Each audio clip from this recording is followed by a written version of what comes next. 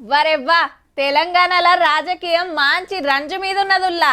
రాక రాక పార్టీ ఆఫీస్కి వచ్చి మొన్న కేసీఆర్ సారు ఎన్నో మాట్లాడితే నిన్న సీఎం రేవంత్ రెడ్డి సార్ అరుచుకునే మా ఏలువడే సూపర్ ఉండే అని ఆ సారు ఏహే మాదే పబ్లిక్ మెచ్చుతాండ్రని ఈ సారు. మరి తెలంగాణ రాష్ట్రం వచ్చి 11.5 ఏళ్ళాయే, అందులో బీఆర్ఎస్ ఏలువడే 9.5 ఏళ్ళు. గిసొంటి యాళ్ళ నడిమిట్లకు కవితక్క దిగిందబ్బా.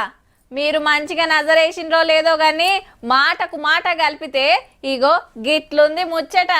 ఇటు బాపు అటు బిడ్డే నడిమిట్ల తెలంగాణ డెవలప్మెంట్ మేం మస్తు చేసినామని మాజీ సీఎం సారు అంత ఆగమాగముందని ఎమ్మెల్సీ మేడం.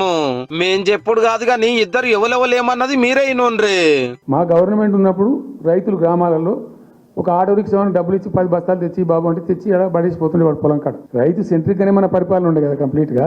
రైతన్నలను బేడీలేయడము, రైతన్నలను అరెస్ట్ చేయడం అన్నది దుర్మార్గం.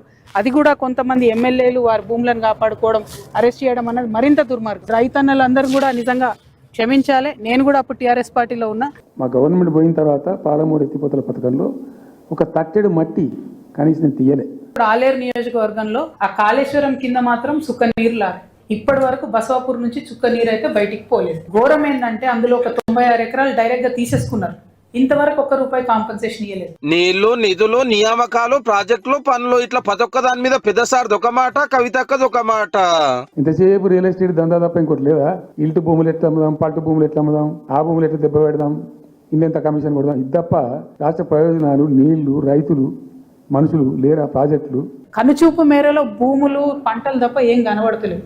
ఆ మధ్యలో 30 ఎకరాలు ఫ్యాక్టరీకి పర్మిషన్ ఇచ్చారు. ఇది బీఆర్ఎస్ ఉన్నప్పుడే జరిగింది. అసలు పర్మిషన్ ఎవరిచ్చిరో కానీ నిజంగా వారికి ఖచ్చితంగా పనిష్మెంట్ ఉండాలి. హీగేమున్నది 2 ఏళ్ల మా ఏల్వన్నానుడు కాదు, మీ 10 ఏళ్ల పాలన మీద మీ బిడ్డేస్తున్న క్వశ్చన్ల కాన్సల్ రేపమని అటుకెళ్లి కాంగ్రెస్ పార్టీ వాళ్ళు అందుకున్నారు.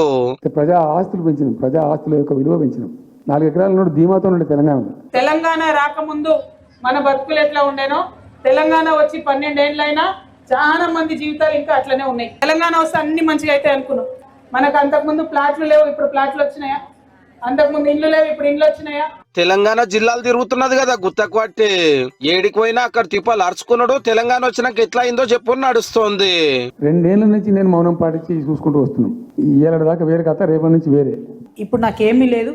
నాకు బీఆర్ఎస్ పార్టీ అండలేదు, బీఆర్ఎస్ పార్టీ సస్పెండ్ చేసింది. అయినా నేను ప్రజల్లోనే ఉన్నా.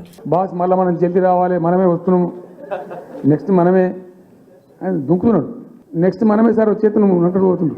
అసెంబ్లీ ఎన్నికలు వచ్చే అసెంబ్లీ ఎన్నికల్లో ఖచ్చితంగా జాగృతి వైపు నుంచి మేము ఉంటాం. చూస్తుంటే బీఆర్ఎస్ మీద ఎమ్మెల్సీ మేడం కొట్లాట రేపు ఇంకిత గట్టిగానే ఉండేటట్టున్నది పో.